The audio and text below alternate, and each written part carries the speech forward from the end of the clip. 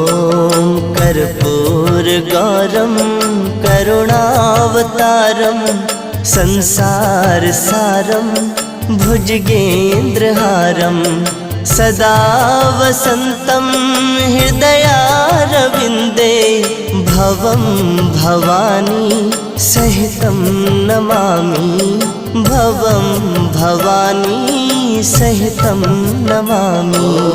कर्पूरगौरं करुणावतारं संसार